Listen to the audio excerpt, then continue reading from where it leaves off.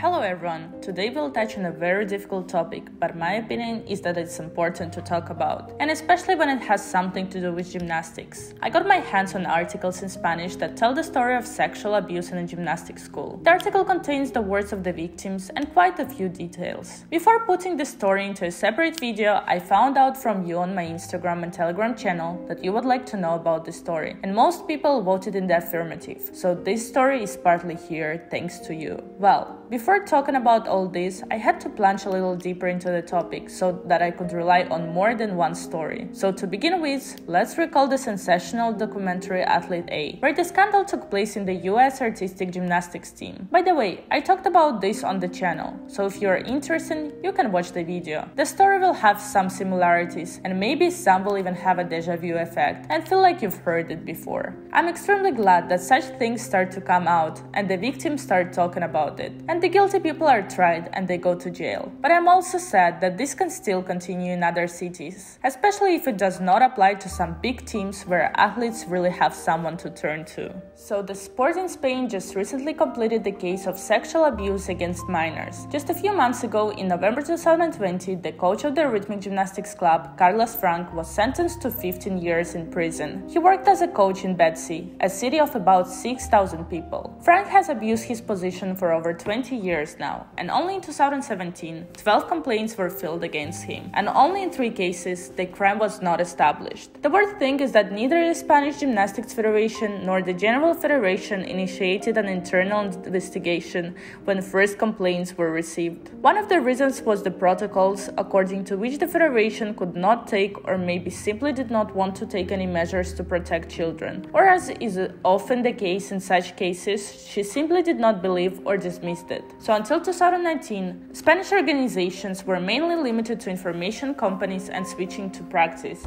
That is, in fact, they launched everything to such an extent until it turned into a disaster, and the number of victims did not increase. We should be glad in advance that the court case, which ended, served as an impetus for a change in the protocols and measures for the protections of children in Spain. There are a lot of people who like to write when I bring up such topics that Europeans, they're simply spoiled. In Russia, this is normal. I don't think about it so precisely. Since the case concerns minors' names, there are no gymnast names. But basically the story comes from one athlete who was first complained about the coach's action. The girl just turned 18 years old. For 5 years, from 9 to 14, she was sexually abused by her 46-year-old coach, Frank. He was the head of the Betsy Rhythmic Gymnastics Club and was also an administrator at the city sport facilities. Like any victim of such cases, the girl tried to deny everything that was happening for a long time so as not to harm herself. But sooner or later, it still pops out and the person feels so depressed that she simply turns off her head. She made it to the point when she realized that she could no longer tolerate it, and now she would either commit a suicide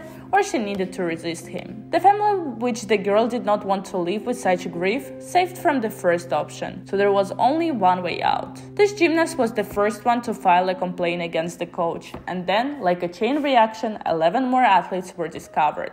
Thanks to their courage, the now 63-year-old coach has been sentenced to prison for 15 years. On November 8, 2017, the girl filed her first complaint, and a few years later, on November 30, 2020, the trial was completed. The girl experienced hellish fears, nightmares, and panic attacks. In 2019, she completed her sports career and is now trying to improve her life. She dreamed of getting into the Olympic team, getting a scholarship, and training with the best gymnast in her country. The girl was back in 2017 as a candidate for the national team, but due to the reduction of places, she was abandoned, which was another reason to end it all. The gymnast says that she always felt super strong and courageous, with a clear head, but after she made the choice to talk about what was happening, she felt vulnerable, and all the good things that she saw in herself suddenly ceased to matter.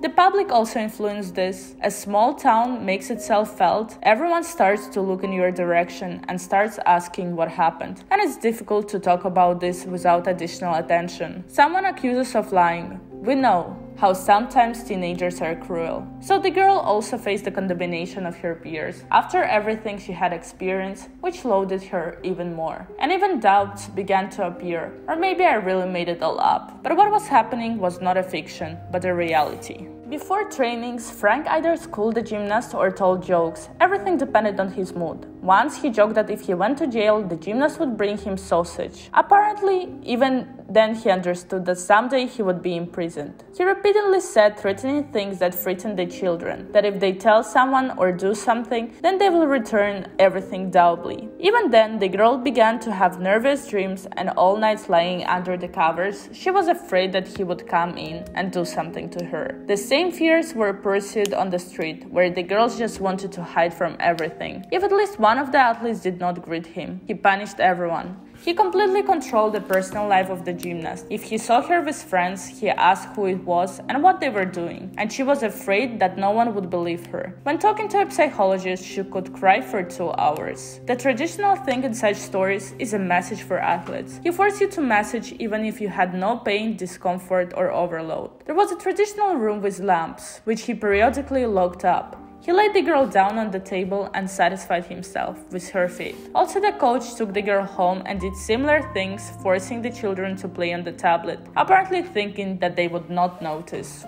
And returning home, the girl cried in bed so that her parents would not notice. And the next day, I could not think of how to justify my face swollen from tears. In 2016, when the girl was 13 years old, she told him that she didn't like what he was doing with her. After that, emotional blackmail began on the part of the coach. He cried and said that he was taking pills because of her, and that for the money he could only find a fat prostitute. In his words, he tried to make her special and said that he only does this to her. When the girl was ripe for a conversation with her mother, she simply said that the coach does with her what she does not like without details. Mom, in a conversation with the coach, asked not to insult or punish her daughter, and the coach at that moment dropped the phrase that her daughter calls him a rapist, which sowed even greater fear in my mother's head. After that, the story began to unravel, although the coach did not apologize. The girl and her mother decided to complain, but the request came from the Spanish Federation for data to be included in the national team. Frank boasted that he had friends in the national team,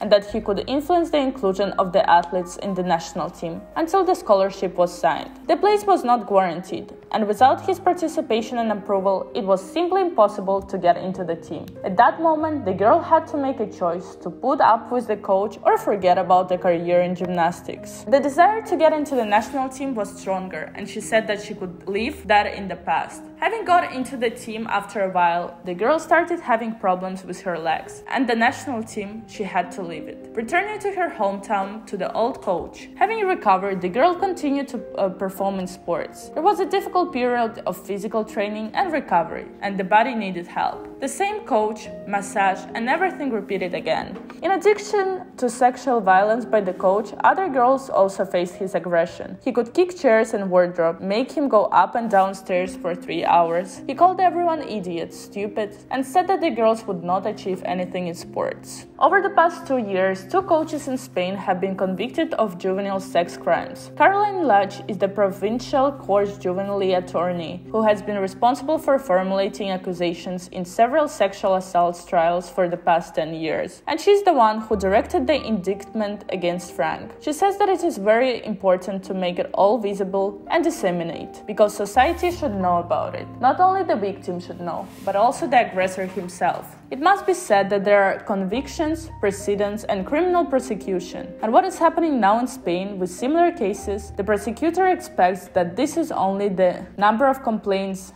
that this is just the beginning, and that it will be possible to save many children and punish the aggressors. The number of complaints in Spain is now growing, because minors learn that they can tell about it and they will be supported and believed. And from the side of the society, there is a growing understanding that such things do happen. And it is really scary that we may not notice it when it happens very close. Sexual assault is a crime committed in the shadows, according to the law of silence and emotional blackmail. Conditions that thrive in sports, especially knowing that sports achievements of children depend on the coaches. And those who abuse know this and use the threats and the silence. For every girl who speaks up or condemns, there are many others who don't. And we don't know how many of the things that happen in the club. Well, my little summary, you need to talk about all the problems and not delay with such things. Always prioritize your emotional and physical health. That's it for today. I hope you like this very hard topic. I will see you really soon in the next video, and for now, goodbye.